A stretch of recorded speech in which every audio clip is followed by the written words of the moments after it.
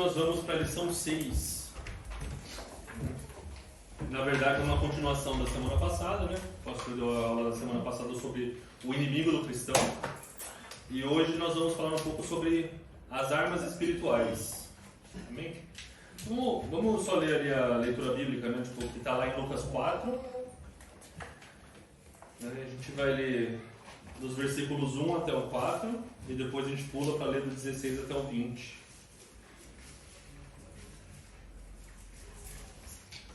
Diz assim: Jesus, cheio do Espírito Santo, voltou do Jordão e foi levado pelo Espírito ao deserto. E 40 dias foi tentado pelo diabo, e naqueles dias não comeu coisa alguma, e terminado eles, teve fome. E disse-lhe o diabo: se tu és o Filho de Deus, dize a esta pedra que se transforme em pão. E Jesus lhe respondeu dizendo: escrito está que nem só de pão viverá o homem, mas de toda a palavra de Deus. E a partir do versículo 16: e chegando a Nazaré, onde fora criado, entrou num dia de sábado, segundo o seu costume, na sinagoga, e levantou-se para ler. E foi-lhe dado o livro do profeta Isaías, e quando abriu o livro, achou o lugar em que estava escrito: o Espírito do Senhor é sobre mim, pois que me ungiu para evangelizar os pobres, e enviou-me a curar os quebrantados de coração, e a pregoar liberdade aos cativos, e dar vista aos cegos, e pôr em liberdade os oprimidos, e anunciar o ano aceitável do Senhor. E cerrando o livro, e tornando a dá-lo ao ministro, assentou-se, e os olhos de todos na sinagoga estavam fitos nele. Amém? Amém. Mais uma referência para a gente ler, né, que está ligado aqui no que a gente vai fazer hoje. 2 Coríntios, capítulo 10, versículo 4. 2 Coríntios, capítulo 10, versículo 4, né, que é o texto áureo da nossa lição de hoje. Porque as armas da nossa milícia, ou as armas da nossa luta, não são carnais, mas sim poderosas em Deus para a destruição das fortalezas. Então, aqui nós estamos vendo que a forma como nós batalhamos com Satanás, né, na verdade, as armas da nossa milícia não são carnais, as nossas armas elas são espirituais. Amém? Então, antes da gente entrar, porque a lição, como que a lição está estruturada hoje? Primeiro ela explica, né, quais são as nossas armas, né, entra um pouco disso. A gente recapitula para ver como que o inimigo das nossas almas ele nos ataca, qual que é o campo de batalha, vamos dizer assim. E depois nós entramos de fato em quais são as armas que nós usamos como cristãos, né? A palavra de Deus, a oração e o jejum. Então a gente vai entrar um pouquinho em cada uma delas. E enquanto a gente estiver explicando sobre oração, a gente vai buscar na Bíblia alguns exemplos de como Jesus orava. Quando a gente vai falando sobre a palavra, a gente vai buscar na Bíblia alguns exemplos de como Jesus usava a palavra, e quando a gente falar de jejum, da mesma forma, para a gente mostrar que ele é o nosso exemplo. Tá? Eu queria, na verdade, talvez para estabelecer aqui um ponto, antes de a gente entrar nisso, né, eu falar o seguinte: primeiro, existe talvez uma das estratégias que o inimigo faz para não nos deixar pronto para usar as armas espirituais é fazer a gente esquecer que a gente está em guerra. Então, a forma mais simples de você esquecer que tem que usar as armas e tudo mais, ou se preparar para a batalha, é quando você esquece que estamos em guerra. Você acha que, não, mas aqui está em paz, estamos tranquilos. Guerra é lá, né? Eu falo isso que acontece muito, né? Tipo, quando às vezes você mora num lugar que eu falo assim, Belém é um lugar que é seguro. Por mais que tenham as coisas acontecendo, a gente sabe das dificuldades daqui, mas é um lugar extremamente seguro. Então, quando alguém fala de guerra, parece que é um lugar lá, né? A guerra lá em Israel, a violência ou as coisas que estão acontecendo lá no Brasil. E aqui é meio que assim, não, aqui tem violência e tudo mais, mas parece que está sob controle, de certa forma. Então, quando eu comecei a ler essa lição, a primeira coisa que eu senti no meu coração foi isso. Eu falo o seguinte: quando você começa a conversar com pessoas, eu falo isso que em 2007 eu tive a oportunidade de ir para Israel. E eu nasci e cresci em São Paulo, naquela região de São Paulo que, assim, violência, crime, você vê gente armada. O bairro que eu morava era um bairro muito pobre, então você está acostumado a ver essa violência. E eu lembro que a primeira vez que eu saí do Brasil, na minha vida, eu estava com 21 para 22 anos, eu fui para Israel. Né? Um amigo meu que morava lá falou assim: olha, tipo, se você quiser... Eu falei assim: vou me formar, eu estou guardando dinheiro porque eu quero fazer uma viagem internacional. Olha, por que você não veio aqui para Israel? Aí, cabeça, né? Claro, né? Uma viagem que nem se eu pegar o ônibus aqui na rodoviária e vou ali para outra cidade no interior. E aí, obviamente, né, a viagem foi essa aventura. Quando eu cheguei lá, quase fui deportado, aquela coisa toda. Mas o que aconteceu quando eu estava em Israel foi, você entra em Israel, o lugar é lindo, a comida é uma delícia, você vai conversar com as pessoas, o pessoal, tipo, sabe, gente boa, pessoal legal e tudo mais, e aí você entra num lugar e de repente você vê que a situação muda. Eu falo, a gente foi para Nazaré na época estava sendo ocupada pelo povoado árabe. E esse amigo que estava comigo era judeu. E aí a pessoa olhando pra gente, eu vi a pessoa olhar pra gente odiando a gente. Eu vi um ódio, tipo assim, olha, eu quero ir aí te matar. Eu falo pra gente, eu cresci num lugar que sim, já vi gente tipo, que atira e rouba e mata, mas assim, não é pessoal. É tipo assim, não, faz parte do trabalho, desculpa, né? Você foi, né? Eu só quero te roubar, aconteceu. Lá não, você vê que as pessoas olhavam você com ódio. Eu falo assim, mas por que ódio? Não, porque você não é do meu time. Enquanto eu estava lá, eu lembro que no meu último dia eu estava orando lá com ele, né? Que ele é judeu, mas ele é um judeu cristão, messiânico, como eles falam, né? E foi o que eu falei assim, olha, uma coisa que eu percebi, e eu falei, né, de novo, no auge dos meus 21 anos, eu falei assim, olha, o que eu senti é o seguinte, aqui não é lugar tipo, aqui é o lugar de vocês mesmo. Não tem nada que a gente ficar vindo aqui tentar ditar regra e tudo mais. E ele ficou todo emocionado, porque ele falou assim, nossa, é tão raro alguém que entende isso. Eu falei assim, meu, eu não entendi nada, eu não estou falando isso porque eu estou feliz, não, é porque eu não quero estar nesse lugar. Porque é uma tensão contínua. Todo lugar que você entra tem detector de bomba, detector de metal. Você está parado na fila do mercado, tem um cara com rifle do lado do exército. Ou seja, o que isso significa? Ali é o quê? É uma zona de guerra. É um conflito que não acaba. Então, mas aí quando eu estava preparando aqui, eu falei assim, existe a diferença entre você estar numa zona de guerra e você estar numa zona em guerra. E acho que essa distinção é importante porque a gente esquece. Quando tem um conflito muito grande aqui, vira zona em guerra. Mas aí quando acaba, não tem mais guerra, a gente esquece. Quando começou a ter o conflito na Rússia, de ter os imigrantes vindo os refugiados vindo para cá, aquela comoção, o pessoal fazendo um monte de coisa. Hoje, fica assim, o Putin é mau. O pessoal fala isso, né? Não, está acontecendo uma coisa ruim lá na Rússia, mas não tem mais aquela comoção. Por quê? Porque o impacto da guerra, de certa forma, não está mais, tipo, a gente não sente mais tão forte no dia a dia como a gente estava sentindo, de repente, 1, 2 anos atrás. Por que eu estou falando disso?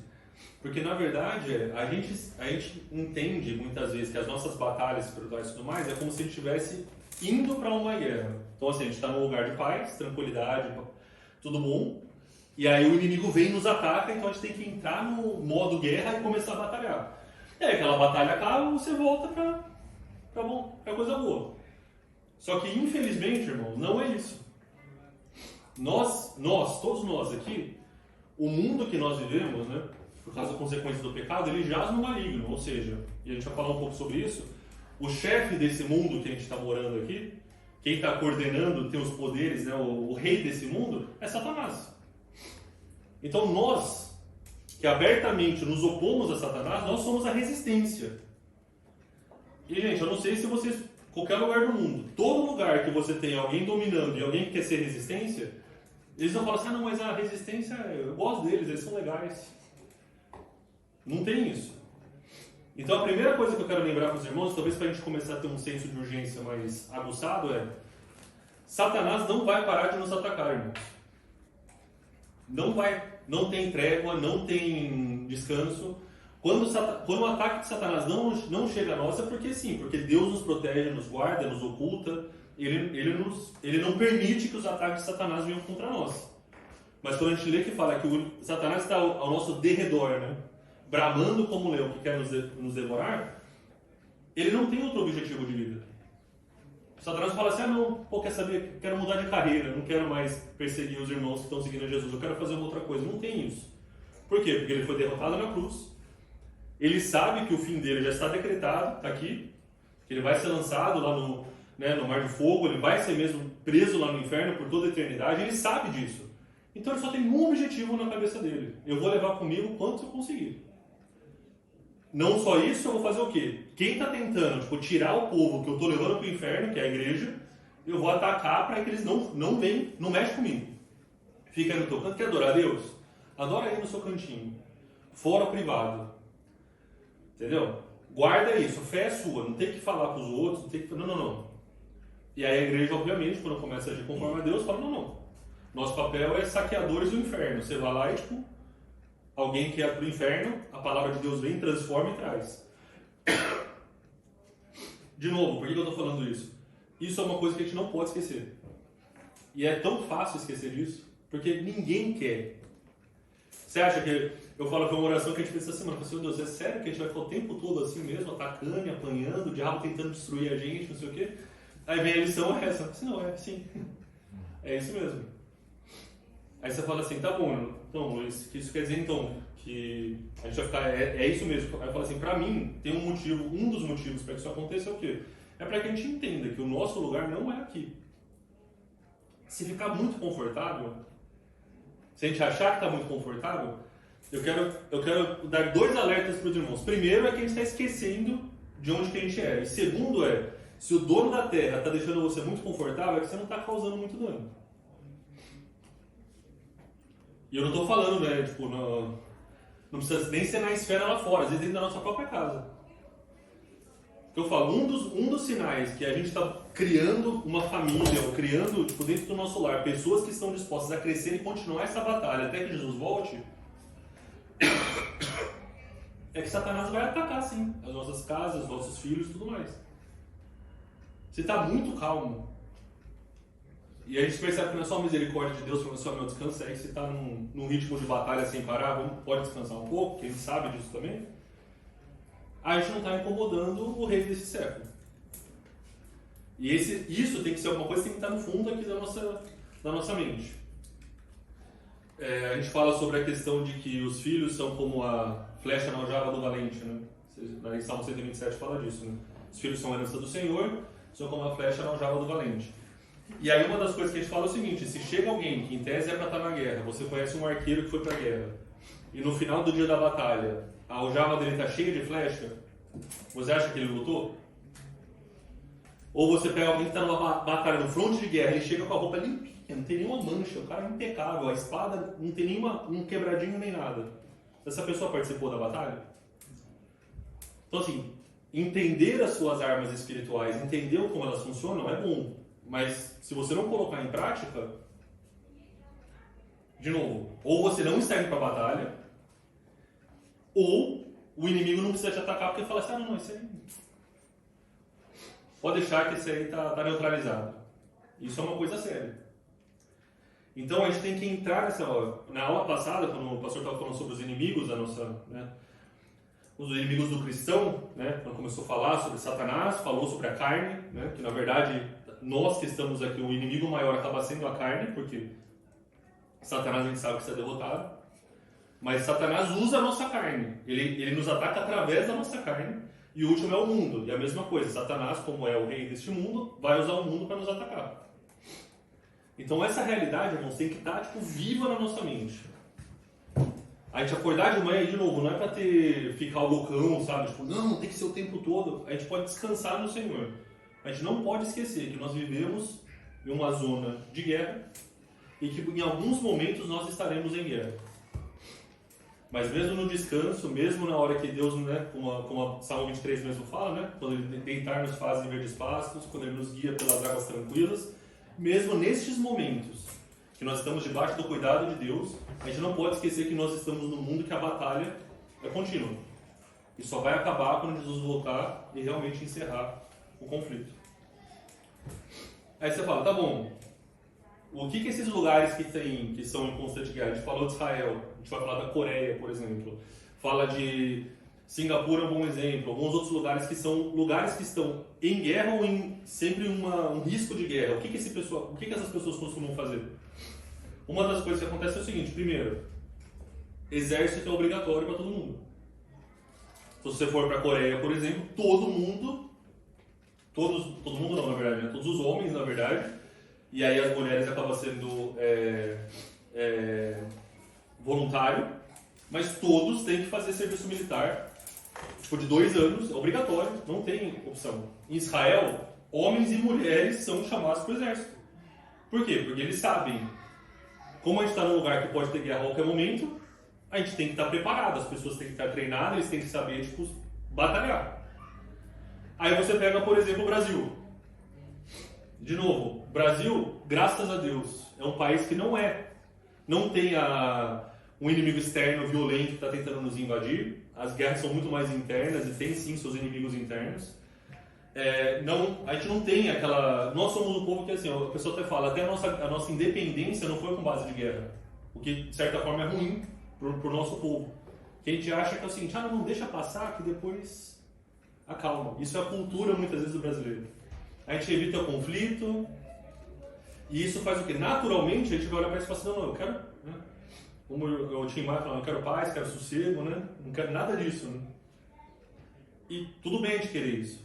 Só que o que Deus está tentando nos falar é o seguinte, principalmente com essas lições. Sim, nós temos um inimigo que não vai descansar porque ele quer a nossa destruição.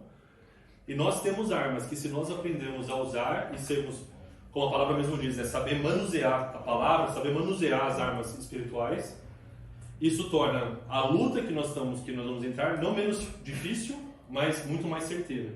A gente acaba sofrendo menos em certos pontos, porque na verdade todo o sofrimento, toda a dor que a gente vai passar é a dor e o sofrimento que Deus, na sua permissão nas nossas vidas, para formar em nós um caráter mais forte, foi exatamente o que nós oramos aqui de manhã. É o oleiro trabalhando no barro para formar em nós mais resistência e mais força. Mas quando nós caminhamos de acordo com a palavra de Deus em obediência, os ataques do inimigo que pega o desavisado não vai pegar na gente. Agora, se a gente está desavisado, não está prestando atenção, acaba sofrendo algo que não era, como posso dizer assim, não é simplesmente para o trabalhar de Deus naquele momento. Deus transforma aquilo de certa forma para a obra dele, mas acaba sendo um ataque desnecessário que a gente acaba sofrendo. E onde que a gente acaba, por exemplo, se você não tem, de novo, você vai entrar numa batalha, alguém com espada, e você chega lá com, sei lá, com estilingue, talvez você não está com a arma certa. Ou, né, o pessoal fala assim, você trouxe uma arma, trouxe uma espada para uma guerra de arma.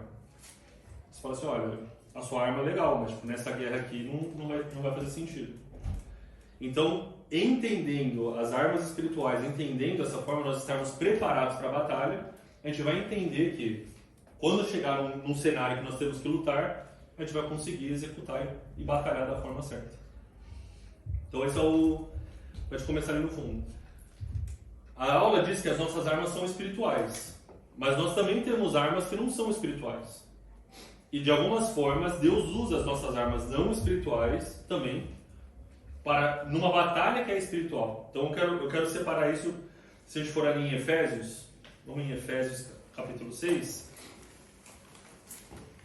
começar a entrar na lição de fato. Efésios capítulo 6 tem a passagem que é muito conhecida, que fala sobre a armadura de Deus, né? Então, Efésios 6, ali no capítulo 11 e 12, também tem como que a gente começa a se preparar para essa batalha, né? Primeiro fala assim, revesti-vos de toda a armadura de Deus, para que possais estar firmes contra as astutas ciladas do diabo. E aí o versículo 12, que é um versículo bem conhecido, porque não temos que lutar contra carne e sangue, mas sim contra principados, contra as potestades, contra os príncipes das trevas deste século, contra as hostes espirituais da maldade nos lugares celestiais. Então aqui ele fala, a nossa batalha é espiritual. Então o que isso quer dizer? Então a gente só precisa orar e não precisa fazer mais nada. Não. Muitas vezes a batalha espiritual, ela é travada num ambiente natural. A gente tem falado muito sobre essa questão que o ataque à família, que a gente tem visto acontecendo no mundo inteiro, de uma forma muito, muito acentuada. A batalha está ocorrendo no mundo natural. São leis que estão mudando, são, programas de TV, é tudo acontecendo no mundo natural. As armas usadas são armas naturais. A mídia, tudo isso, a lei, são armas naturais. Só que o conflito por trás disso é um conflito espiritual. A gente não pode esquecer isso. E aí a gente já falou, né, que a gente tem que tomar cuidado para não ficar espiritualizando desnecessariamente certas coisas, mas nós temos que ter o discernimento de entender que quando Satanás vai lá e coloca uma lei, como aconteceu aqui na Alemanha recente, que diminui a punição para quem é pego com pornografia infantil, quando você vê essa lei sendo implementada na Alemanha, não é simplesmente, não, é só uma coisa normal do mundo. Existe um mover satânico por trás para continuar a abrir portas para atacar as crianças e atacar a família. Quando a gente começa a ver programas de TV que começam a falar que, não, os amigos são a sua família, e você começa a diluir o que significa família, mas não tem nada a ver, irmão Luiz, é só tipo, né, a família, os seus amigos é a família que você escolhe, não sei o que, ou seja, Satanás ele vai diluindo o conhecimento, o entendimento do que é família, para que chegue uma pessoa, não, mas família é qualquer coisa. E não aquilo que Deus decretou e determinou que seria uma família. Existe o que? Satanás usando os canais naturais para trazer consequências de uma batalha espiritual. O que Efésios 6,12 nos mostra é isso. A nossa batalha não é contra a carne e contra a sangue, é contra Satanás. Mas muitas vezes nós temos que resistir na carne e no sangue. Então, de novo, vou falar um outro exemplo que eu estava mencionando também. Mas não tem nada a ver. Televisão, programa de, internet, essas coisas, é tudo normal. Só que às vezes, você tem que colocar limites naquilo que... Vamos dizer, a gente vai falar sobre isso no jejum. Limites naquilo que naturalmente não pode ser tão ruim, porque aquilo pode ser usado como um ataque e pode ser usado como uma estratégia de Satanás entrar na tua casa e atacar a tua família. Então, a batalha é espiritual. Isso que a gente não pode esquecer. Mas as armas e o campo de batalha, algumas vezes, é natural. E a gente tem que ter isso na nossa mente também. Tá? O que está acontecendo? Aconteceu tal coisa, o programa tal, não sei o que. No momento que você se pega falando assim, nada a ver isso, para. Fala assim, Espírito Santo, é nada a ver mesmo? Porque muitas vezes a gente quer... Satanás já fala, não presta atenção nisso não, isso aqui é só um programinha de TV, um desenho bonitinho para as crianças, não se preocupe, isso aqui pode deixar. E de repente aquilo que você achou que era uma coisa supernatural, entra. Estava ouvindo um amigo meu, um pastor, estava comentando que a filha dele de 12 anos chegou um dia em casa e falou assim, papai, eu não acredito em Deus mais porque meu professor me explicou esse negócio aí, explicou como que isso aí é simplesmente uma coisa inventada por homens. A menina foi criada na igreja, escola dominical, fez tudo. E por quê? Porque estava na escola, começa a falar com as amiguinhas, começa a conviver com pessoas num cenário em que não tem mais o acompanhamento da palavra só vem no domingo na igreja e tem aquele momento apenas. Mencionou que, e ele falando, a gente faz culto doméstico, a gente faz tudo isso. Mas, de alguma forma, Satanás encontrou uma forma de atacar a mente daquela menina, que por todos os critérios era para ser uma missionária em preparação. Os pais plantadores de igreja, uma bênção, usados por Deus. Tem um irmão mais velho que sim, já é envolvido no ministério e tudo mais. É a menina mais nova que, se olhando na igreja, parece o ponto da perfeição, né? Tipo, faz direitinho, canta bonitinho. Um dia chega o pai e fala assim, eu não acredito em Deus. Então, por que eu estou falando disso? Porque a gente acha, muitas vezes, né, que a batalha não é tão... Que Satanás, não, eu estou aqui na igreja, a gente está fazendo tudo certo, Satanás não está chegando aqui. A gente tem que tomar muito cuidado. Então, esse senso de urgência tem que estar na gente o tempo todo. Só que aí, junto com isso, vem o quê? A certeza de que aquele que está conosco é maior do que está no mundo. Porque se você simplesmente fica tenso o tempo todo achando que está em batalha, você tem um problema. Você, aí entra estresse, pode ficar com depressão, pode ter um monte de problema. Porque essa batalha a gente não consegue lutar sozinho. No momento que você tenta lutar essa batalha sozinho, a gente vai ser destruído. Então não dá para você ter a convicção de uma batalha sem ter a certeza daquele que batalha conosco. Então esses dois pontos a gente tem que ter claro. Primeiro, estamos em batalha, e segundo, aquele que está conosco é maior, mais poderoso e já venceu daquele que está no mundo. Com essas duas convicções, fala assim, tá bom, Deus, entendi. Como agora é que eu me preparo para batalhar? E aí a gente entra no que a lição está tentando nos ensinar. Então assim, quando a gente olha aqui na armadura de Deus, né? Continuando aqui em Efésios 6, agora a partir do 13, fala, né, tomai toda a armadura de Deus para que possais resistir no dia mau, e havendo feito tudo, ficar firmes. Eu falo, a gente lê isso e parece que...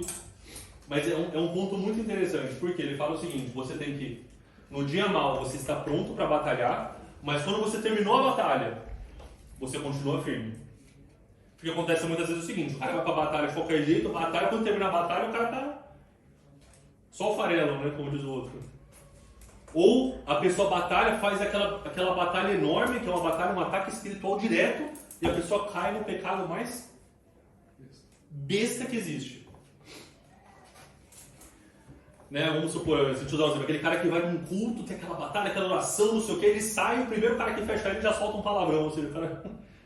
Pô, é sério que você usou todo aquele momento, você ficou horas na presença de Deus, Deus usando, Deus falando, e numa esquina que você não presta atenção, você solta um palavrão e acaba anulando, de certa forma, que Deus, o trabalho contínuo de Deus fora daquele momento. Então a armadura de Deus não é simplesmente para batalharmos, mas para mantermos firmes. E aí entra esse ponto que é especial. Versículo 14 começa, né? Estais, pois, firmes, cingindo o lombo com a verdade, vestido a couraça da justiça, calçando os pés na preparação do evangelho da paz, e tomando sobretudo o escudo da fé, com o qual podereis apagar todos os dardos inflamados do maligno. Tomai o capacete da salvação, também que nós falamos aqui, acho que uns 2 domingos na pregação, o pastor trouxe, e a espada do Espírito Santo, que é a palavra de Deus. Então aqui fala, primeiro a palavra de Deus, né, que é a espada do Espírito. Então isso a espada, na verdade, é uma arma de ataque. Ah, mas dá para defender um ataque também. Mas como a gente olha para aqui, o que eles falam é o seguinte: o escudo é para defesa, a espada é para ataque. O que acontece com uma espada se alguém vem te atacar e você tenta defender com a espada? Pode quebrar um pedaço da espada, pode lascar, deixa a espada, perde o gume, a parte afiada. Então, em tese, a sua espada ela tem que ser usada para o ataque. A gente vai ler depois aqui o versículo que fala justamente essa questão, que penetra entre a divisão das carnes e medulas e faz o discernimento. Então a gente vê isso no versículo 16, aí no versículo 17. Aí no versículo 18, ele fala, você tem toda essa armadura, mas aí no 18 ele fala, orando em todo o tempo, com toda oração e súplica no Espírito, e vigiando nisso com toda a perseverança e súplica por todos os santos. Ou seja, não basta, o que Deus está falando? Não basta você simplesmente ser alguém que conhece muito bem isso aqui. Sei a palavra de capa a capa. Conheço tudo. Pode perguntar, o cara sabe, uma bênção. Mas se ele não ora o tempo todo, pode ser que chegue um ataque que não consegue fazer. Então, as armas espirituais que a gente vai ver hoje, que é a palavra, a oração e o jejum, elas não são armas separadas. Você não, hoje eu vou levar só o jejum. Ah, hoje eu só vou usar a oração. Na verdade, elas são 3 armas que elas trabalham em união. E aí a gente vai, durante a aula de hoje, perceber como que isso forma em nós alguém que é capaz de entender isso. Vem a batalha, consegue batalhar. Depois que passa a batalha, se mantém firme e está em tempo todo orando e vigiando.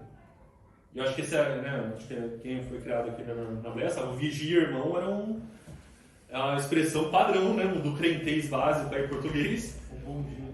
Né, tipo, bom dia, isso aí. É o vigia varão. Vigia aí, porque vigia na terra, né? Dependendo de quem estava falando. O vigiar, que a gente, de novo, quando a gente olha para essa passagem, a gente olha muito para a armadura em si. Mas ele fala da oração e ora também da vigilância. Por que a gente tem que vigiar? Porque às vezes o Satanás vai te atacar de um jeito que você não espera. Falando desse meu amigo pastor, você imagina como ele deve ter ficado no momento que a filha dele, que está com ele o tempo todo, indo para a igreja, fazendo tudo, chama ele de canto e fala assim: pai, eu não acredito em Deus. Né? Talvez ele vai falar o seguinte: não, ele quis levantar e o pai fala assim: Deus, e aí? A gente está fazendo aí tua obra, a gente está fazendo tudo. Né? E ele, nas palavras dele falando, falou assim: tipo, por quê? Porque ele percebeu que estava faltando vigilância sobre a vida dela. Ah não, ela está numa escola internacional aqui, excelente ensino e tudo, lá ela está bem. Só que começou a acontecer, em um período de 6 meses, teve acesso à pornografia lá que não deveria, umas meninas começaram a trazer ela para ter experiência com outras meninas, e aí eventualmente entrou nessa questão de falar que, ou seja, isso acontecendo lá, eles orando e batalhando. Só que chegou uma hora que assim, e essa é a conversa que ele começou a ter assim: a gente está achando que a gente tem que tirar ela dessa escola e botar numa outra. Talvez sim. Se você não consegue ter vigilância no lugar em que ela está estudando fazendo alguma coisa, talvez é necessário você mudar de ambiente. Não estou falando que isso é uma regra para todo mundo. Mas nesse caso dele foi uma coisa que ele percebeu, e ele conversando, ele te ajudando em oração, e você via angústia. Então, assim, vigiar e orar, como diz a palavra, tem que ser contínuo. Por quê? Porque é isso, é no momento que a gente vacila. Satanás tem que entrar por um lugar que a gente nem sabia que existia, uma brecha que você nem sabia que existia. E nós estamos numa sociedade, num mundo, que assim, Satanás, tipo, a gente está cercado, na verdade, por ataque do maligno.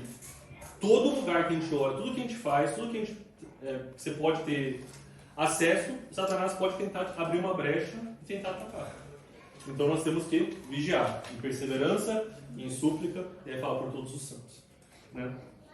Então as nossas armas, elas são espirituais, mas também temos armas naturais que podemos usar no conflito espiritual.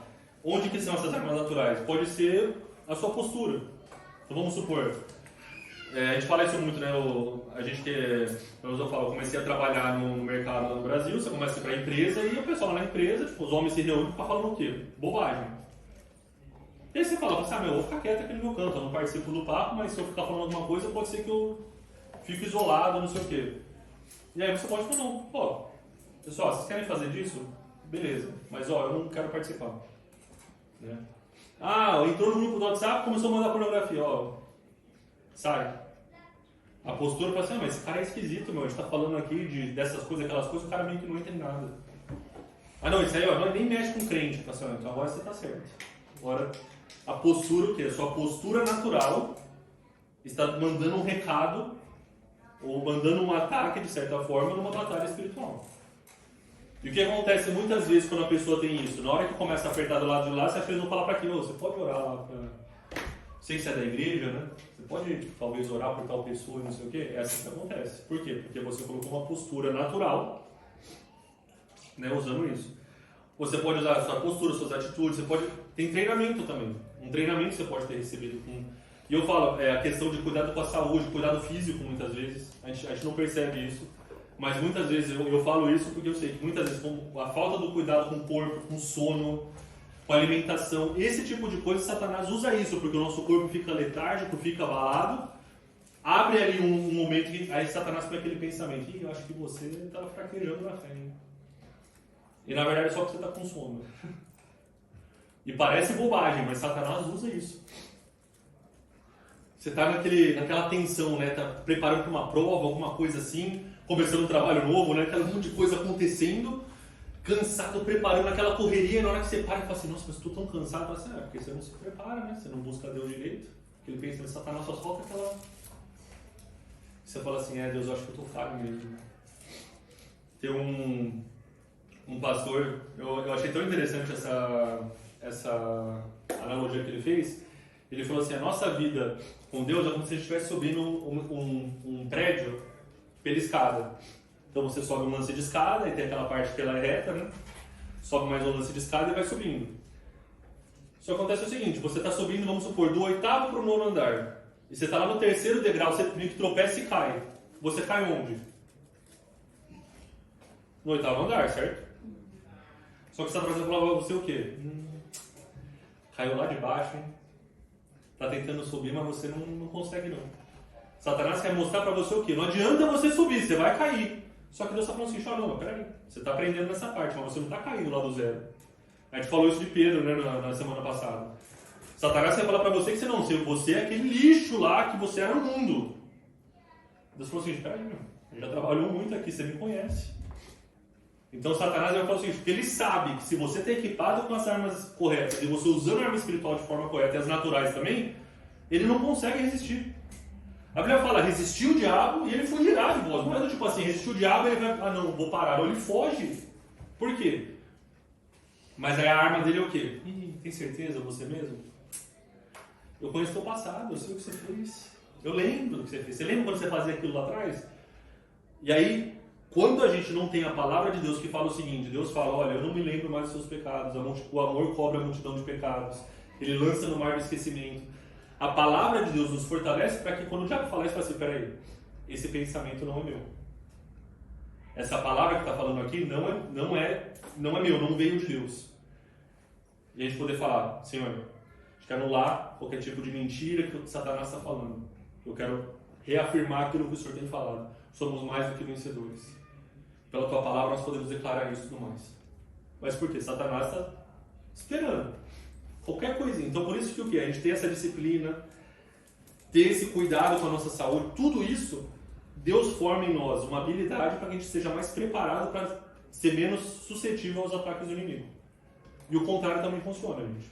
Porque Satanás também usa armas naturais contra as nossas vidas para atacar na batalha espiritual. Então Satanás não vai simplesmente lançar setas malignas que ele lança no mundo celestial, mas ele ataca às vezes fazendo o quê? Vou botar uma distraçãozinha aqui, ó, bem de leve. Né? Vou deixar assim, sei lá, tá aqui um programa de Netflix, um joguinho de videogame, joga aqui um pouquinho. Ah não, mas é só um pouquinho, sim. Mas aí você começa a perceber, tipo, não, tô fazendo aqui meu jogo, tô assistindo meu programa, tá tranquilo. Mas você começa a perceber o quê? Pô, mas eu tô lendo menos a Bíblia agora. É o caso? Não sei. Mas tipo, eu falo que assim, por exemplo, eu posso olhar para a minha situação e falar assim, não, eu tenho orado da mesma forma? Isso tem ocupado o tempo que eu deveria estar, tipo, afiando minha espada? E eu estou, de repente, simplesmente descansando? Ah, então você está falando que não pode ver Netflix. Não, irmãos, não é isso. Você está falando que não pode jogar videogame. Também não, irmãos, não é isso. Mas nós temos que entender que, às vezes, Satanás pode usar essas coisas que são naturais no mundo para impedir o nosso desenvolvimento e, às vezes, a nossa prontidão numa batalha que é uma batalha que está vindo. Continuamente, a gente precisa ter que avaliar isso. Falar assim, Jesus, isso aqui ó, que eu estou fazendo, que eu estou lendo, que eu estou preparando, que eu estou assistindo, isso está impedindo, está atrapalhando. E às vezes é muito óbvio.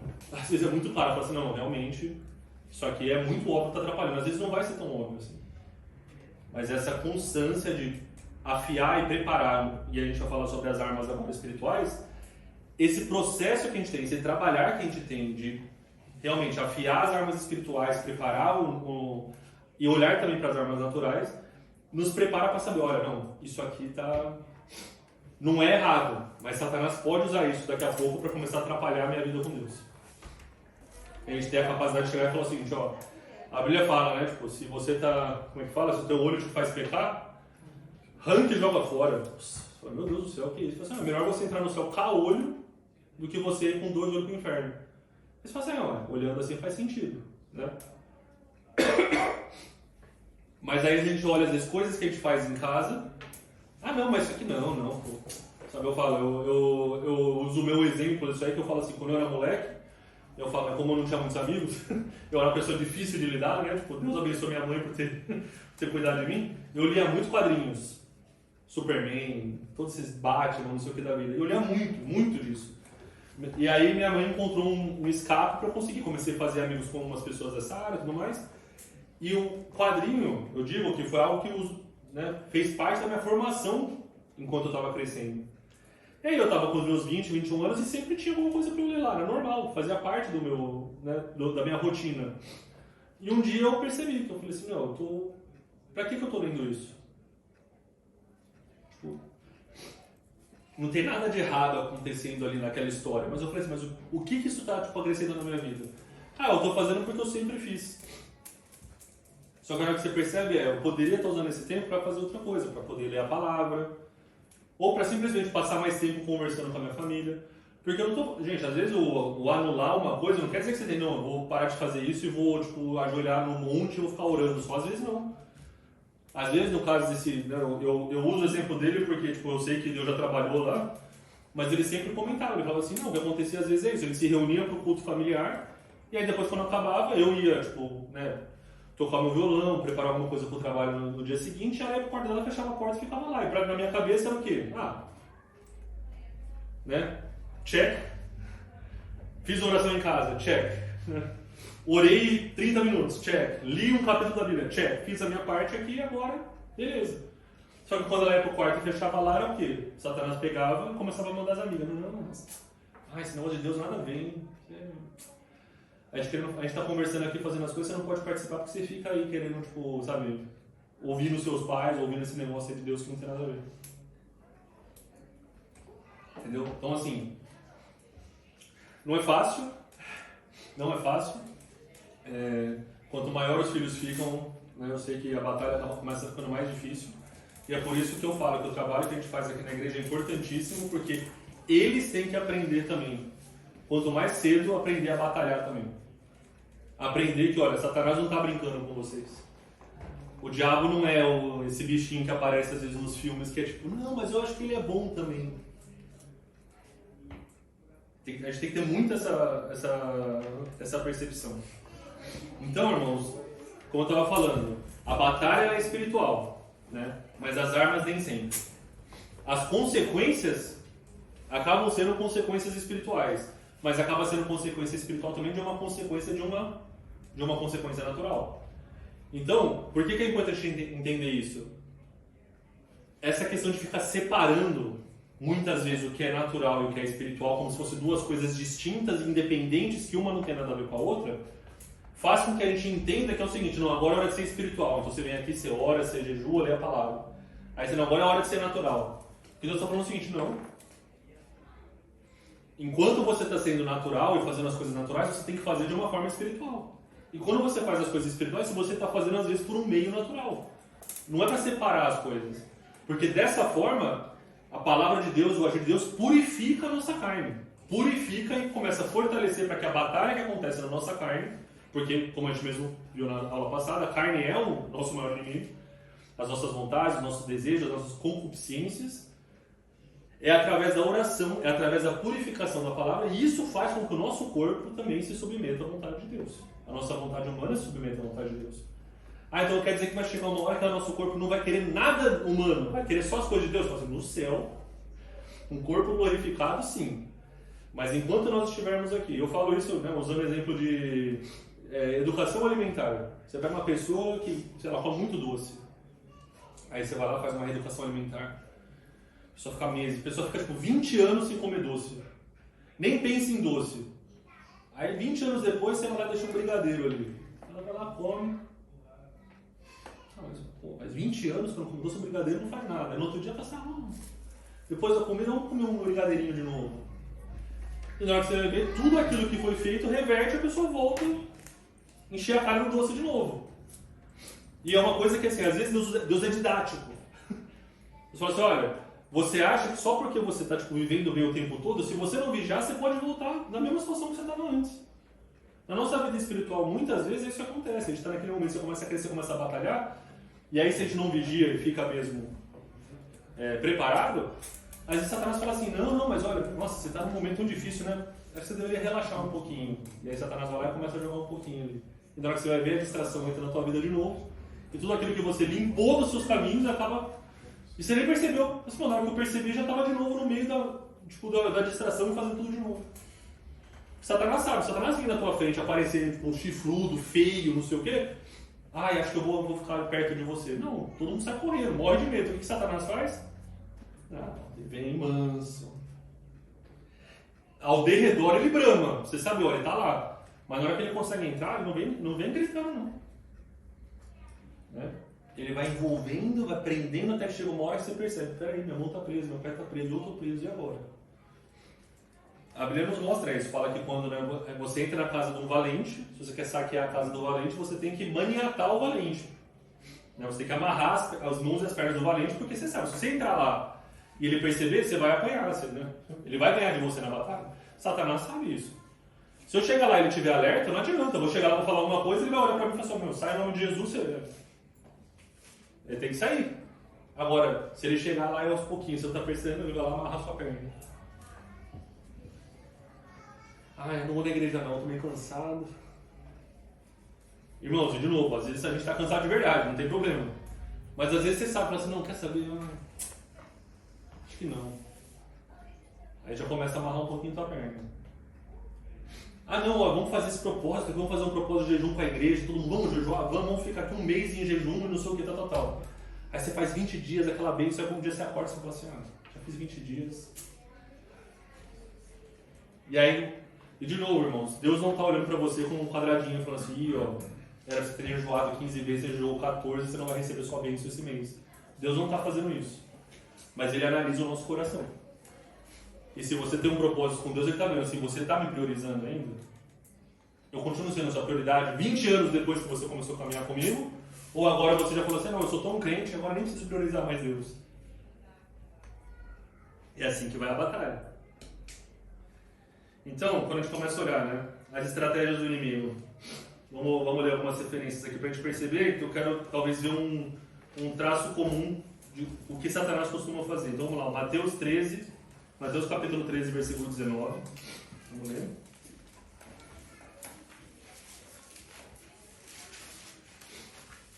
Mateus 13, versículo 19 diz assim: ouvindo alguém a palavra do reino e não a entendendo, vem o maligno e arrebata o que foi semeado no seu coração. E essa aqui é aquela parábola que fala, né, tipo, do semeador que vai semeando. Então, o que a gente vê que Satanás quer fazer? Ele quer tirar a palavra que está sendo plantada no nosso coração. Porque ele sabe que se a palavra de Deus tiver raiz em nós, pode vir um ataque e você fala assim, não, mas ao invés de acreditar no que você está falando, eu estou acreditando no que Deus está falando na palavra dele. Né? Tem um hino que fala isso, ele fala assim, de todas as vozes que estão falando comigo, eu quero ouvir a voz da verdade. E a voz da verdade fala, né, tipo, não tenha medo, a voz da verdade diz que eu estou contigo. Mas Deus, olha, está todo mundo falando que eu estou sozinho, todo mundo falando, não, a voz da verdade, a voz de Deus, através da sua palavra, está dizendo isso. Abraão fala que ele creu contra a esperança e ele creu na palavra de Deus, mesmo que a esperança dele dizia o contrário. É por isso que ele era chamado amigo de Deus. Por quê? Porque ele fala assim, olha, Deus, eu já estou aqui, ó, ele fala, a gente estava falando sobre isso, né? Eu já estava amortecido já. Ou seja, você sabe que ali não tem mais como ter filhos. A esperança dele natural já tinha ido. Mas é na sua palavra, né, que falou. Obviamente que ele tentou dar uma ajuda para Deus antes, né, com Ismael ali, né, tentou ajudar Deus. Mas ele confiou na palavra de Deus. Quando Deus falou assim, olha, daqui a um ano você vai ter filho. De novo, mesma coisa, né? A esposa dele falou assim, Sara estava lá e falou, olha, já tenho 90 anos, eu vou ter filho agora, Deus tem certeza? E Deus foi lá e honrou. Então, ao invés de ouvir a voz, às vezes até a voz do bom senso humano, mas você fala assim, olha, eu entendo que Deus está falando isso, mas eu entendo que o mundo está falando isso, mas Deus está falando outra coisa. Eu sei que o mundo inteiro está falando que não tem problema você olhar e ver toda essa libertinagem no mundo. Faz parte, cada um faz o seu. Mas a voz de Deus está falando que não, nós temos que ter uma postura firme contra isso. A Bíblia fala que o pecado não é simplesmente entrar e fazer o que a atitude carnal, mas sim aprovar o que está sendo feito também. Porque às vezes a nossa omissão é visto como aprovação. Você não, mas você não é crente, mas se o pessoal está aí fazendo todo esse monte de coisa, você não comentou nada, você eu vou para o céu, né? Se eles estão indo para o inferno, tudo bem, né? A gente não fala isso, mas é isso que a nossa atitude diz isso. Né? Uma vez eu lembro um pastor falando isso, ele fala assim, se você estivesse andando na rua, eu acho que eu já falei isso aqui antes também, você está andando com alguém da sua família e ela começa a andar em direção ao precipício no buraco e você sabe que ela vai morrer.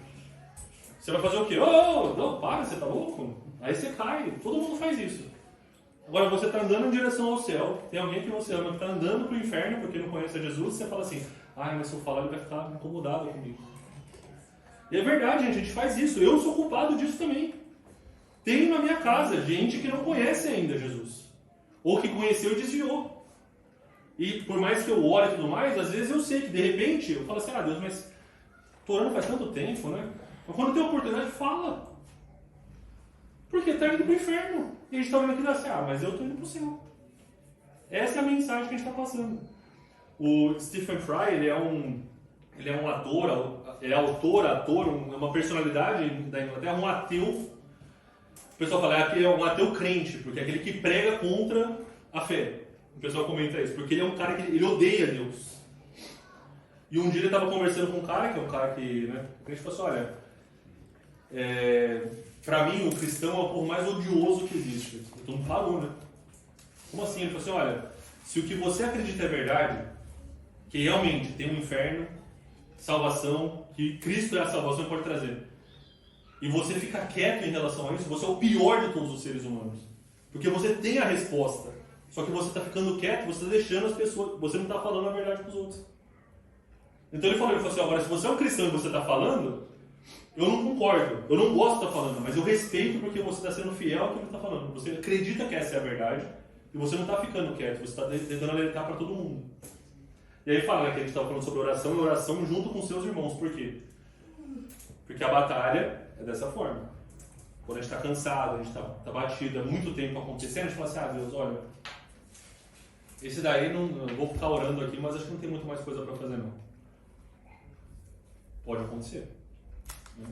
Então quando a gente olha nesse versículo, né, está falando sobre a questão de a palavra sendo arrebatada, Satanás primeiro ele quer tirar a palavra que está no nosso coração. Vamos lá, para Atos, capítulo 5, versículo 3. Também outra passagem bem conhecida na igreja primitiva, né? A palavra nos conta, né, que os irmãos da igreja se reuniam, vendiam suas propriedades, davam dinheiro, o pessoal vivia todo mundo, né, como se fosse uma sociedade comum. Né?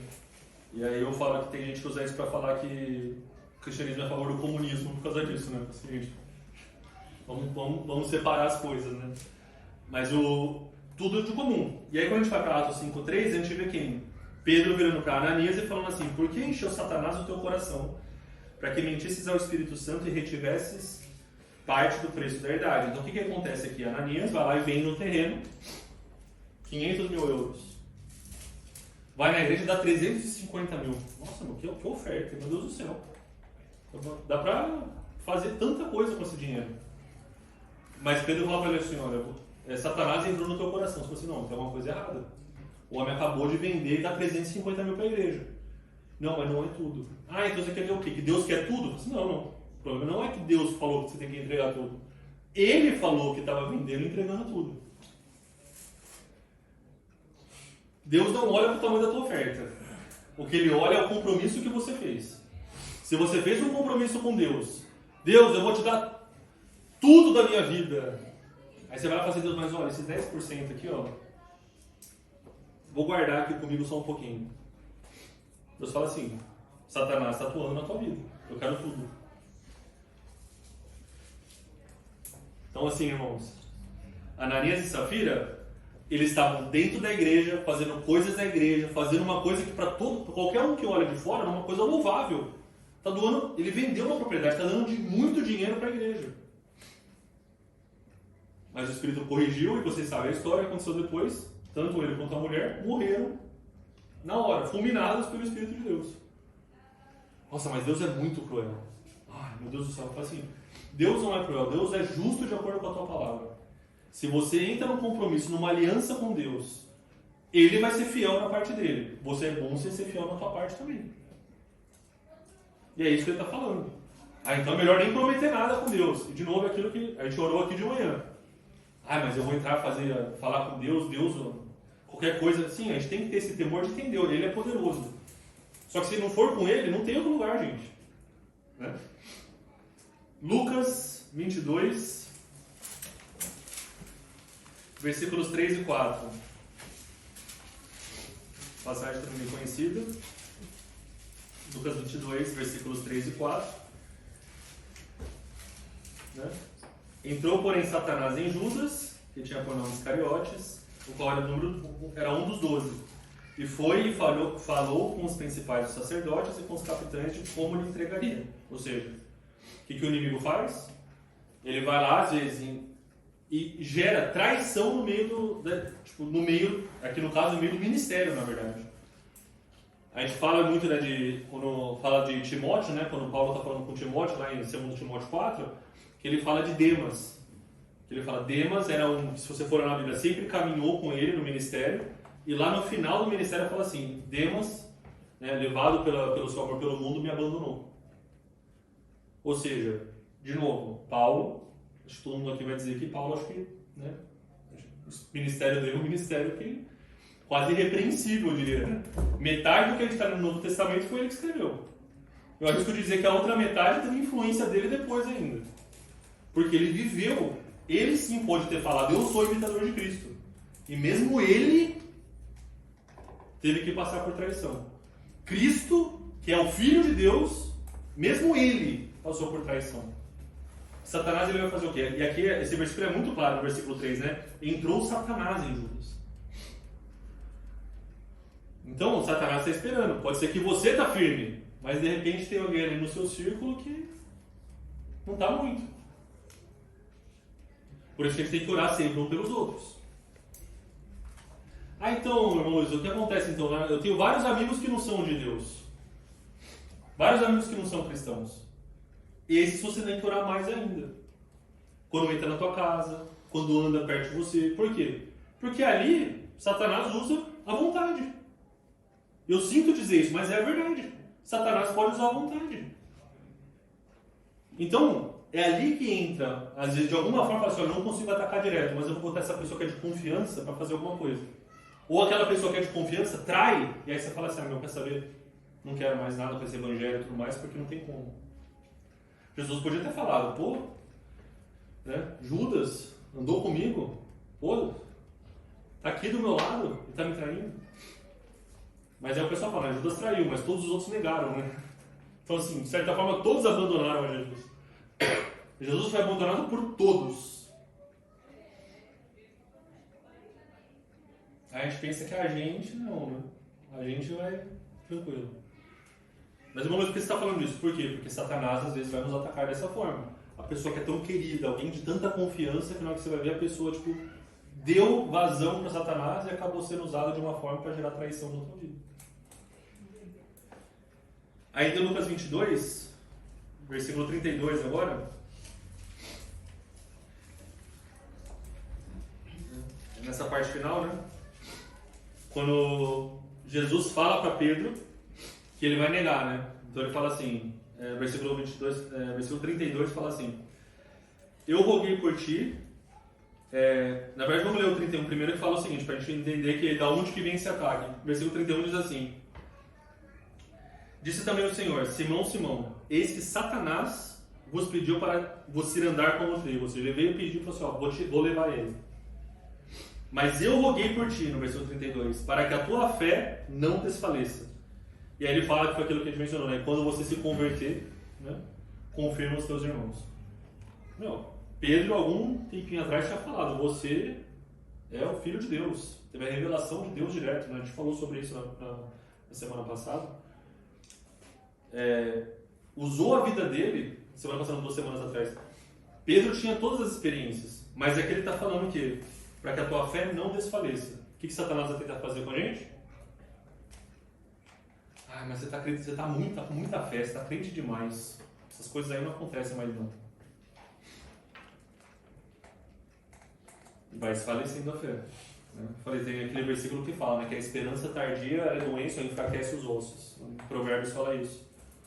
Às vezes a gente está numa batalha tanto tempo, em oração, buscando alguma coisa, a gente fala sobre salvação de família, como a gente falou aqui agora. Tanto tempo naquela batalha, que ela demora naquilo, chegou uma hora que você fala assim, Jesus, eu não consigo mais. Eu vou continuar orando aqui porque eu confio. Mas os ossos estão enfraquecidos, porque, né, é a esperança tardia. E Satanás vai tentar desfalecer a nossa fé, vai tentar enfraquecer a nossa fé. Continuando. 2 Timóteo, estou falando dele agora, capítulo 2, vamos ler o versículo 25 e 26. 2 Timóteo 2.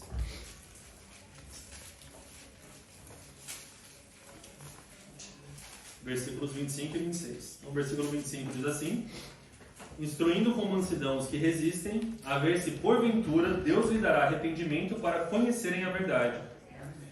E aí continua no versículo 26 dizendo: e tornarem a despertar, desprendendo-se dos laços do diabo, em que à vontade dele estão presos.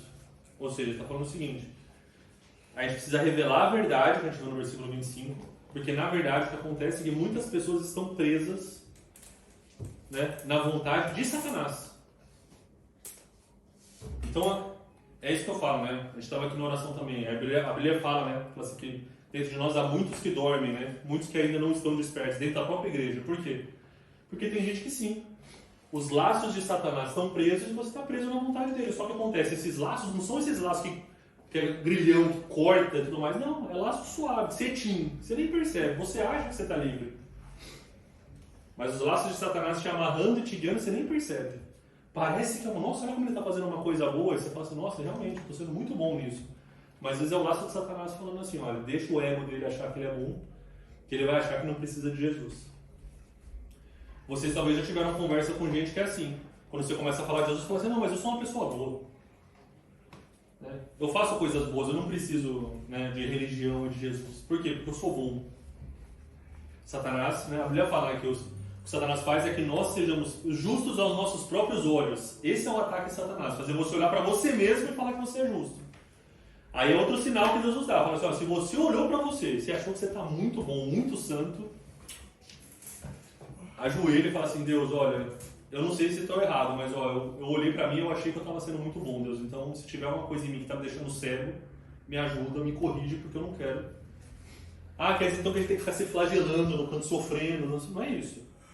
Mas são sinais que o Espírito nos dá. Quando a gente começa a achar que a gente está sendo bom com as nossas próprias forças apenas, quem gosta disso é Satanás. O que Satanás quer é que a gente acha que a gente consegue fazer sozinho. É o plano de Satanás.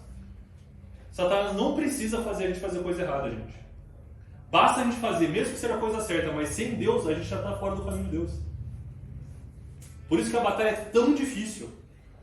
Não, mas eu estou fazendo certo, eu estou indo para a igreja, mas aí fala assim, mas é o Espírito de Deus que está te levando e fazendo você fazer isso? Ou é só seu modus operandi padrão que você fez isso sua vida inteira? 1 Timóteo, agora capítulo 4, versículo 1.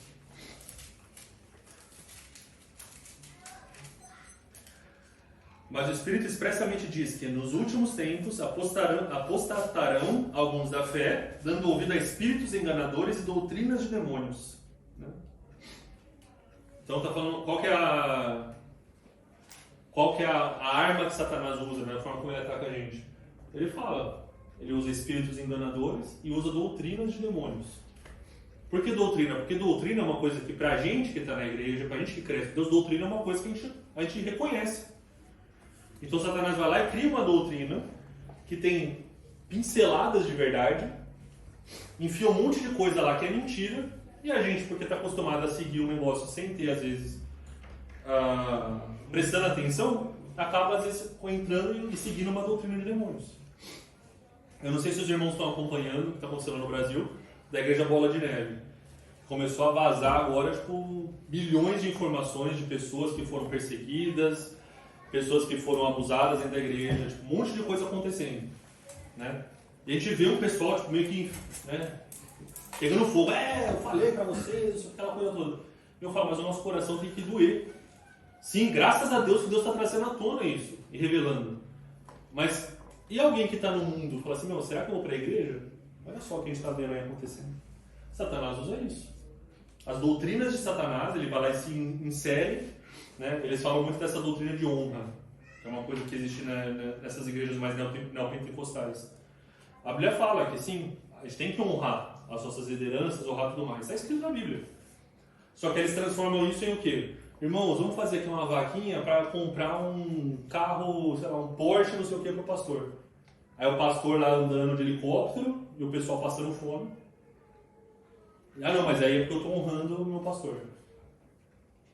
Não é nada disso que eu estou falando aqui. E quando a Bíblia fala que a gente tem que honrar as nossas lideranças, quando nossas lideranças estão alinhadas com o Espírito de Deus.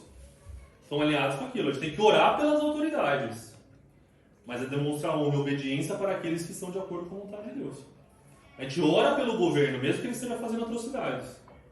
Mas se existe um decreto que é contra a palavra de Deus, a gente não pode obedecer. A gente tem que obedecer a Deus primeiramente. Conhecendo a palavra, as doutrinas de demônios, esses espíritos enganadores não vão, né, nos atacar ou não vão ter efeito no ataque contra nós. Então a gente percebe o quê? Que as estratégias de Satanás é o quê? Primeiro, ele quer tirar de você a palavra, ele quer roubar a palavra que está dentro de você. Então ele vai fazer isso como? Ou realmente fazendo você esquecer, ou fazendo você se afastar da palavra, ou colocando meio aqueles ataques do tipo assim, não, mas aí tem contradição. Aí tem, tipo, né, um monte de coisa, muitos anos escrito diferente, ou seja, você começa a pensar dessa forma e você começa a tirar de você a palavra de Deus. Ele faz com que você abandone a Deus, eventualmente, ou seja, quando a palavra sai de você, você acaba aos poucos se afastando de Deus, e aí a última parte que Satanás faz para parecer, porque você imagina, vamos supor agora um exemplo, né? Satanás te tira de fazer a coisa certa e você vira um ladrão de banco. Você fala assim, não, é óbvio que eu estou fazendo tá errado. Eu posso até me enganar aqui, mas eu sei que isso é errado. Satanás dificilmente vai tirar você de fazer alguns casos a gente vê isso, né? Tem como é o nome daquela cantora, que era cantora gospel e agora tá tipo... não lembro o nome agora, mas tinha uma cantora aí. Não. Priscila Alcântara. Nossa, cantora gospel, sendo usada por Deus. E agora, tipo, você vê parece que tipo, se vestiu de Satanás agora, do jeito que está fazendo. Quando você olha para isso, até para o mundo, tipo assim, isso aí é demais. Então esse é um ataque de Satanás que às vezes não é tão eficaz no mundo. O que Satanás faz está lá em Romanos 1. Vamos lá, vamos ler alguns versículos em Romanos primeiro. Romanos 1, a gente vai ler o 24, o 26 e o 28. Romanos capítulo 1, versículo 24, 26 e 28. Versículo 24 fala assim, né? Deus está falando sobre idolatria, o que os gentios fazem, né? Então, começa... Versículo 24 fala assim: pelo que também Deus os entregou às concupiscências de seus corações, a imundícia para desonrarem seus corpos entre si. Então fala o quê? Deus entregou às pessoas as suas próprias concupiscências.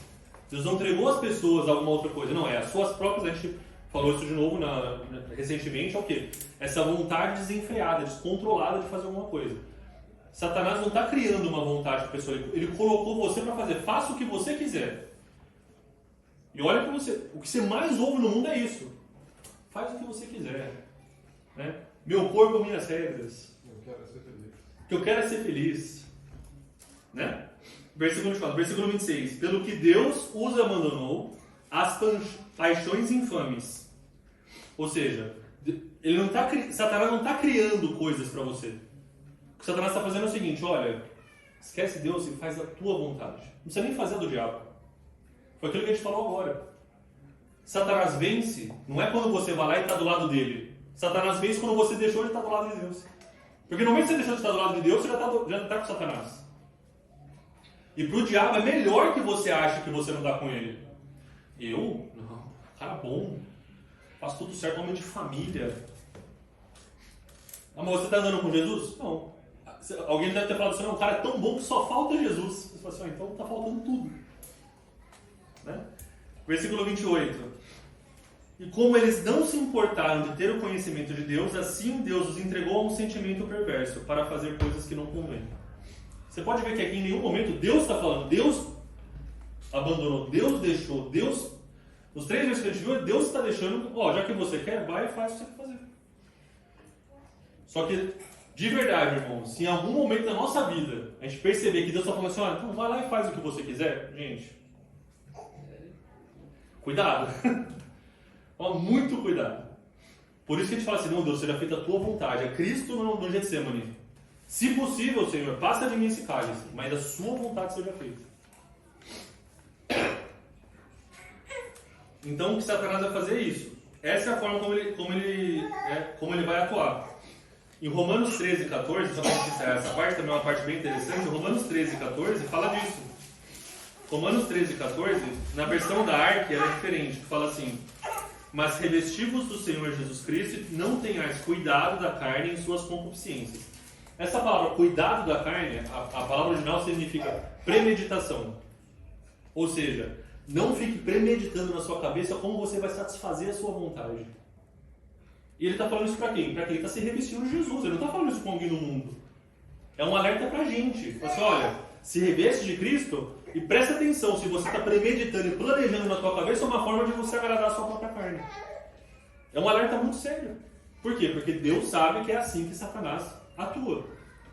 Ele não vai fazer você querer fazer coisa errada. Ele vai fazer você fazer a coisa certa do jeito errado, ou com a motivação errada, ou com o espírito errado. Mesmo que você esteja fazendo a coisa certa. É por isso que muitas vezes dentro da igreja a gente tem que tomar muito cuidado. Mas Deus, eu estou indo na igreja. Mas você está indo porque o espírito, você está indo com a disposição, ou você está indo porque, se eu não for, o pastor vai achar que eu não sou crente. Aí, né, se eu não for, o Diego fala assim: achei que o Luiz era de Deus e o cara nem vem na igreja. Então eu tenho que ir lá para, né? De novo, check. Não é isso que acontece? Então a gente tem... Por isso estou falando, irmãos, não é uma coisa fácil. Quando a gente fala de Satanás, né, vamos ver as formas como ele é definido. Está lá em Efésios 2:2, né? Deixa eu ler umas partes de Efésios, mas em Efésios 2:2 diz que ele é E é engraçado como começa o versículo. Ele fala assim, ó, entre os quais todos nós, também antes, andávamos nos desejos da nossa carne, fazendo a vontade da carne e dos pensamentos. E éramos, por natureza, filhos da ira. Né? Efésios 2:2, certo? Perdão. O 2:2, perdão. Eu li o 3 primeiro, para o 2 primeiro. Em que no outro tempo andaste segundo o curso deste mundo, segundo o príncipe das potestades do ar. Ou seja, ele é o príncipe. A palavra príncipe, né, no português a gente entende que príncipe é o filho do rei, né? Mas a príncipe do latim é o que? É o princeps, que é o primeiro cabeça, na verdade. Ou seja, é o líder, é o chefe. Então ele fala assim, o chefe disso aqui, não é Satanás que está falando isso, gente, é o que está na Bíblia. Jesus, através da palavra, Deus, através da palavra, está nos ensinando. O príncipe do ar, o príncipe deste mundo, quem tem agora legalidade para atuar nesse mundo é Satanás. Segundo Coríntios 4:4, né, também mostra outra atribuição, né? Segundo Coríntios 4:4, fala, né? Nos quais o Deus deste século cegou os entendimentos dos incrédulos para que não resplandeça a luz do Evangelho da glória de Cristo, que é a imagem de Deus. Ou seja, ele não é simplesmente a autoridade, ele é o Deus deste século. E existe uma diferença entre você ser o príncipe e você ser o Deus. Porque se a gente for para pensar, quem que é o príncipe e Deus, quando a gente começa a buscar no Evangelho? O Filho de Deus, que é o príncipe, é Cristo, e ele é Deus. Então Satanás faz o quê? Eu vou fazer uma versão... Né? A versão da Shopee para enganar todo mundo. Eu também sou príncipe. Quando o Satanás está lá no Sinédrio, ele vira para Jesus e fala assim, olha, se você se ajoelhar e prostrar e me adorar, ó, todos os reinos do mundo são meus, eu te dou. Satanás não estava mentindo. Ele falou, foi me dado. Jesus conhece, Jesus não fala assim, você é mentiroso e Satanás. Não, ele fala assim, não. A palavra diz, perante o Senhor, ou seja, Satanás atacou Jesus com a verdade. É isso que a gente tem que entender. Satanás não vai ser só aquele slime, vai chegar, olha uma mentirinha aqui. Não, às vezes ele vai chegar e falar o seguinte, mas está escrito aqui, irmão. Aí você fala assim, nossa, está na Bíblia, então deve ser verdade. Satanás usou a Bíblia para atacar Jesus. E Jesus respondia na Bíblia. Então a gente está falando com o príncipe do século, o Deus desse século e o príncipe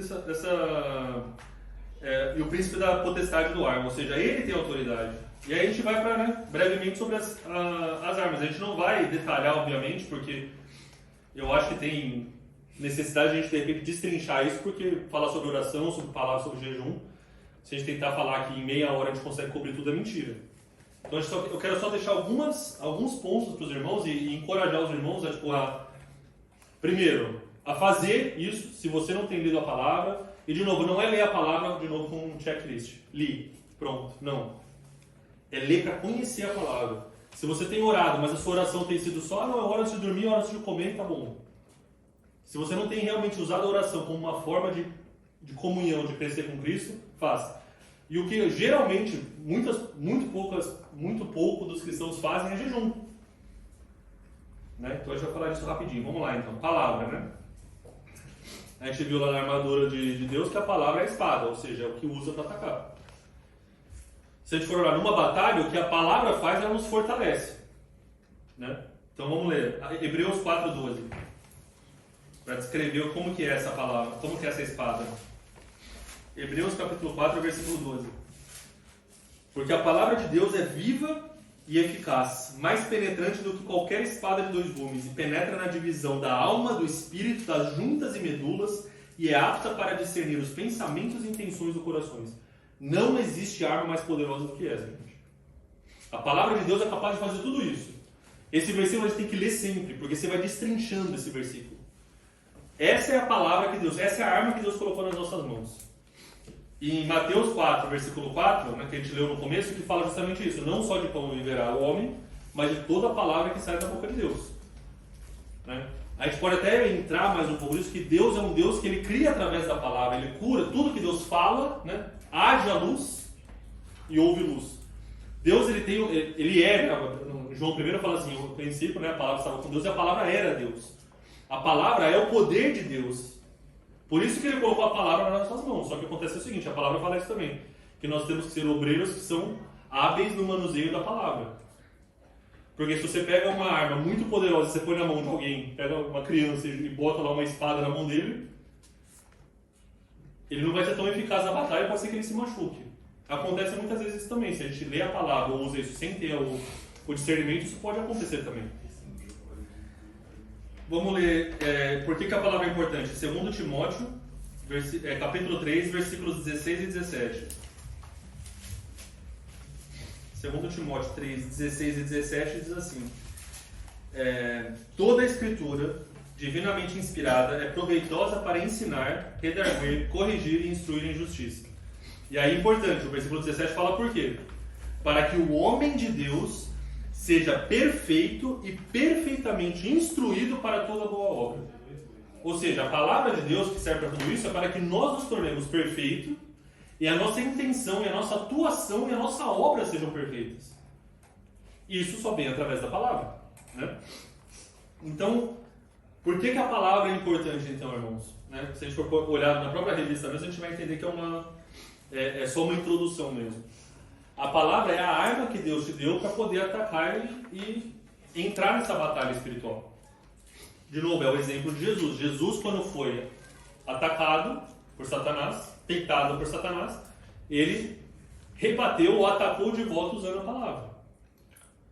E aí a pergunta que nós temos que fazer: se Satanás aparecesse hoje e nos tentasse usando a palavra de Deus, será que a gente ia conseguir saber usar a palavra para rebater? E de novo, irmãos, não é...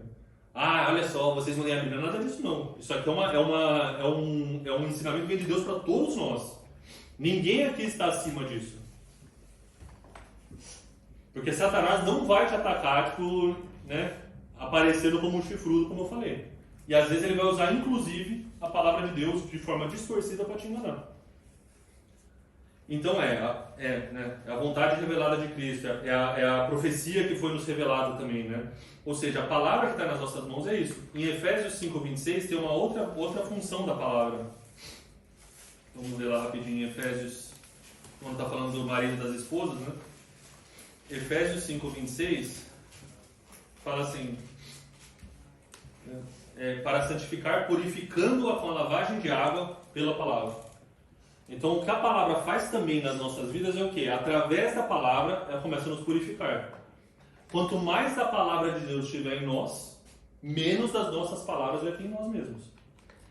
Quando a gente começa a falar, né, eu falo, João Batista, quando ele fala isso, a gente não presta muita atenção, mas fala assim, convença que ele cresça e eu falo, a Santa Ceia para mim é um momento tão, assim, de novo, didático, que eu falo assim, cada vez que você toma do corpo e do sangue, é como se você falasse assim, Jesus, põe um pouco do seu corpo, um pouco do seu sangue e tira o meu.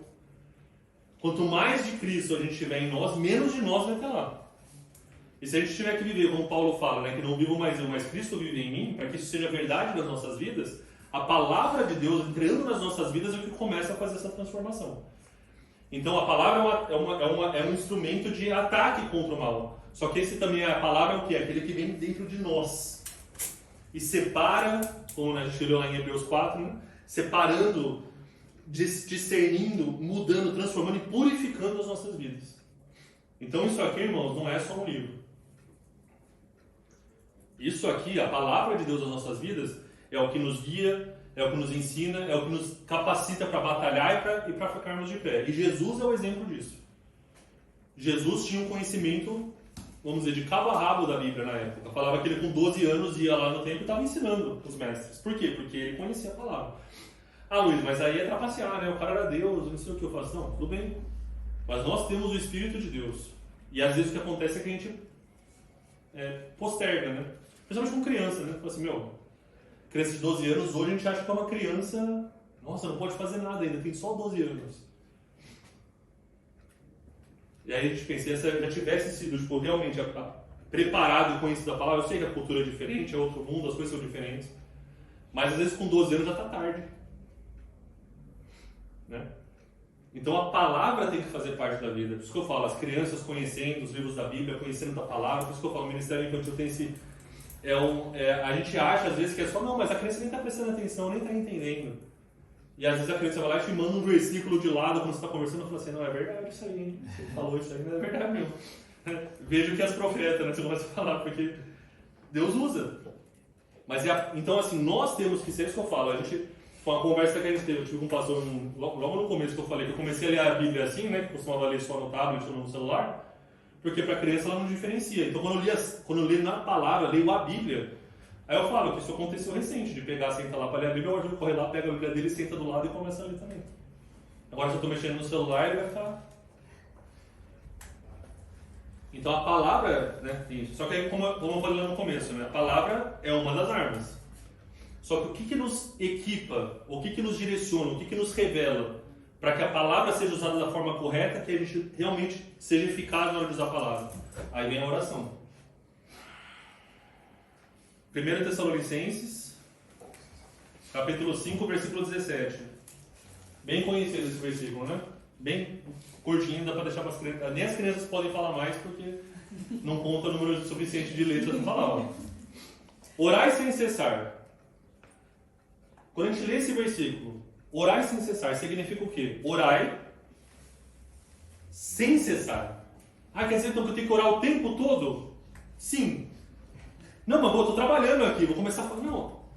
Deus tem esse bom senso, mas o que acontece é o seguinte, quando você está em espírito de oração o tempo todo, às vezes você vai estar no seu trabalho, você vai estar fazendo alguma coisa, o Espírito vai falar, ora por isso. E aí você entende. O Espírito vai falar, ora. Por quê? Você está em constante caminhada em oração. Porque Cristo orava sem cessar. Se a gente olhar na Bíblia, você vai ver isso direto. Cristo se retirava para orar. Cristo saia para orar. Assim, mas Cristo, não, ele se retirava para orar, porque ele entendia que era necessário ter esse contato diário e contínuo com Deus. Tanto que quando ele está na cruz, ele fala assim, né, Deus meu, por que me abandonaste? É porque ali foi o primeiro momento da vida dele que ele não conseguia mais ter essa conexão com o Pai. Então nós temos que desenvolver isso, orar sem cessar. Efésios 6,18 fortalece isso, quer ver? Efésios 6,18 fala assim, foi o que a gente leu antes. Orando em todo tempo, com toda oração e súplica no Espírito. Ou seja, orar sem cessar, orando em todo tempo. Existe uma seriedade da oração que muitas vezes a gente começa a falar assim, não, mas sabe, tava tão cansado hoje. E eu falo isso, irmão, não estou falando, não é acusação, porque eu falo que todo mundo já foi culpado disso, com certeza. De ajoelhar para orar e dormir enquanto está orando. Todo mundo já foi culpado disso. Por quê? Porque a oração, muitas vezes, é aquela coisa, a gente meio que vai tentando encaixar, quando na verdade tem que ser o contrário. Era isso que Jesus fazia. Ele encaixava o resto em volta da sua rotina de oração. E eu falo, isso é extremamente difícil, mas eu tenho certeza, irmão, se a gente conseguir criar isso, que a nossa vida, equipada com a palavra e guiada como se fosse oração, esse que educa, te equipa para mostrar, é ali que você tem que atacar. Olha, é daqui que você tem que se defender. A oração, muitas vezes, é assim que Deus vai revelando. A gente se torna, realmente alguém nessa batalha que é muito difícil Satanás conseguir atacar e ser eficaz contra a gente. E aí, obviamente, o que Satanás vai fazer? Vai tentar atacar ao nosso redor. Então, se ele não consegue pegar você, ele vai pegar teu marido, vai pegar tua esposa, vai pegar teu pai, tua mãe, teu irmão, teus filhos. Então, o que a gente tem que fazer? Todo mundo. Todo mundo orando e fazendo. Agora, tá todo mundo ali no mesmo movimento. Então eu vou começar a fazer seu chefe, vou fazer não sei o quê, alguém no trabalho, não sei o quê, alguém no governo. Alguém vai ter que cutucar você. Mas quanto mais fortalecido a gente tiver, menos Satanás é eficaz nisso. Tiago 5,16, para mostrar também a eficácia da oração, né? A gente vai lá em Tiago 5,16, também um versículo bem conhecido, que fala, né? A oração da fé salvar ao doente, no versículo 15, né?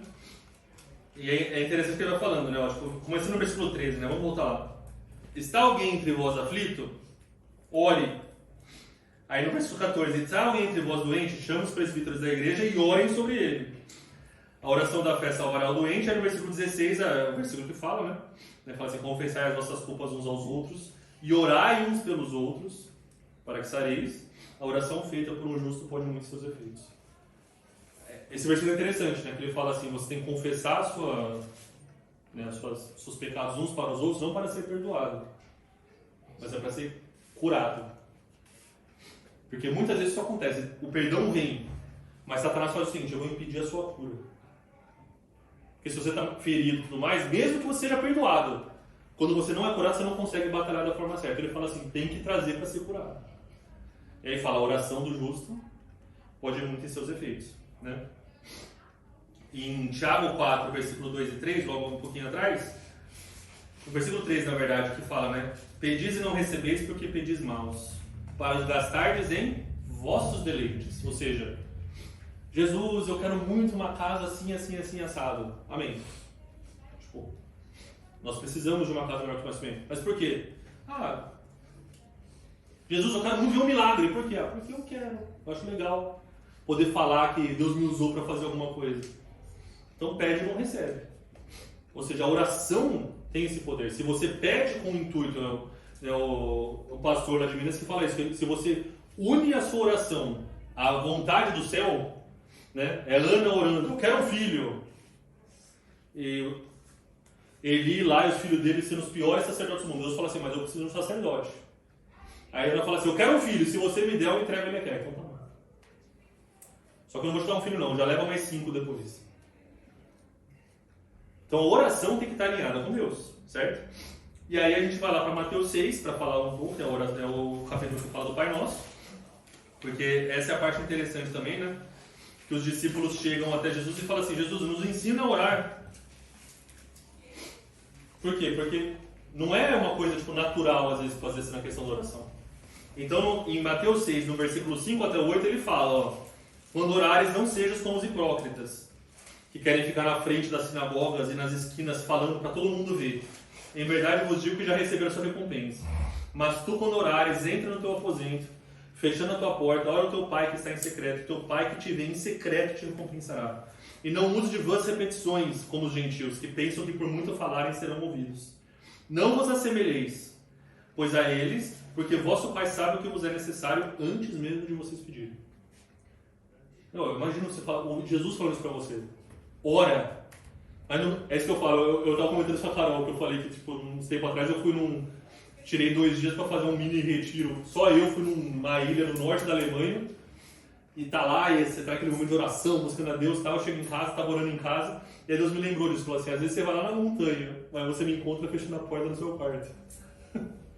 Então, muitas vezes, irmãos, a oração é aquilo que nos conecta com Deus. O que a oração quer fazer é o seguinte, a oração e a palavra juntos é aquilo que nos fortalece para a batalha. O jejum é o que nos enfraquece. O que enfraquece a nossa carne.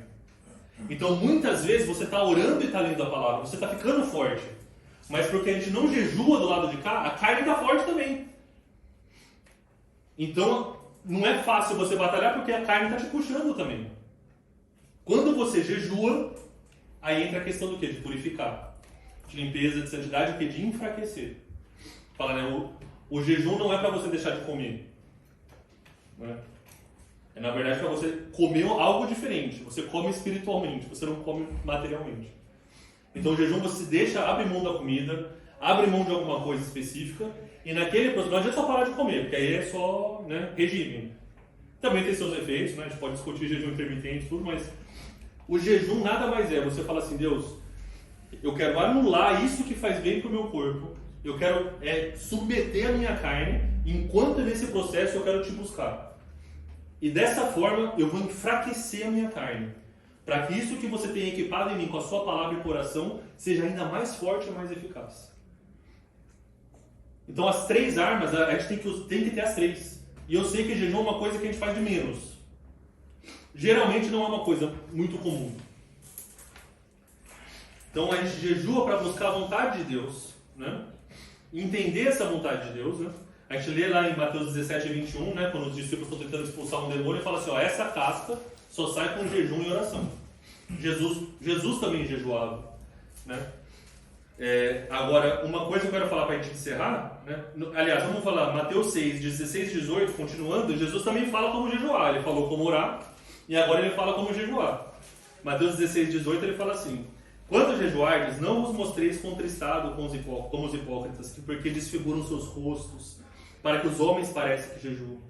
Em verdade vos digo que já receberam o seu galardão. Porém, tu, quando jejuardes, unge a tua cabeça, lava o teu rosto, para não parecer aos homens que jejuas, mas a teu pai que está em secreto. E o teu pai que vem em secreto te recompensará. É a mesma coisa que ele fala para a oração. Agora, imagina, vamos supor, eu chegar aqui um dia de manhã assim, tá, pastor, o que foi, Luiz? Não, estou fazendo um jejum aí, pastor. uma consagração 5 dias assim, tá, né? Aí você fala assim, nossa, meu, que homem santo, né? Deus fala o seguinte, não faça isso. Tanto a sua oração como o seu jejum é no secreto com Deus.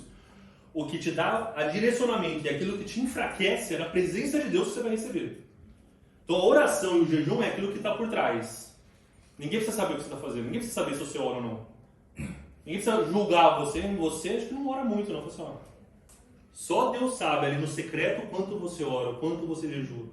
Mas é na palavra dele através da sua vida, que é aquilo que é visível, que aí começa a fazer a operação do poder dele. Então, irmãos, vocês têm que ter na questão disso, a gente perceber isso, que as 3 armas que a gente aprendeu aqui hoje são armas que nos afastam da carne, ou enfraquecem a carne, certo?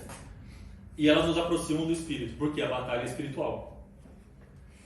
Tudo aquilo que quer nos prender ao mundo, prender a carne, prender as coisas naturais e nos afastar de Deus, são coisas que estão pelejando contra o Espírito na nossa vida. E aí quando você ora, você está falando com Deus, orando para Ele, você está se desconectando das coisas do mundo e se conectando com Ele. Quando você jejua, você sacrifica, você quebranta, você tipo, mortifica aquilo que te liga com o mundo, que é o seu corpo, e você se conecta a Deus.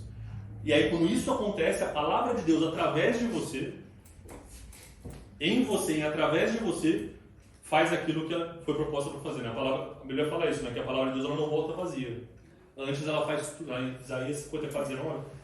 Antes faz. Não, 54:19 é que é a ferramenta. Mas, desculpa, irmãos, tem que procurar a referência direito antes. Mas fala que a palavra de Deus ela não volta vazia. Antes ela cumpre tudo aquilo para o qual ela foi proposta. Então, se Deus está falando, vai ter salvação, vai ter salvação. Deus, o que eu tenho que fazer aqui atrás da minha oração de jejum para mortificar isso aqui, para que isso seja eficaz? Onde que a minha carne está segurando a espada do Espírito e não está deixando ela ser tão eficaz? Onde que a minha falta de oração, ao invés de atacar no lugar certo, eu estou atacando no lugar errado?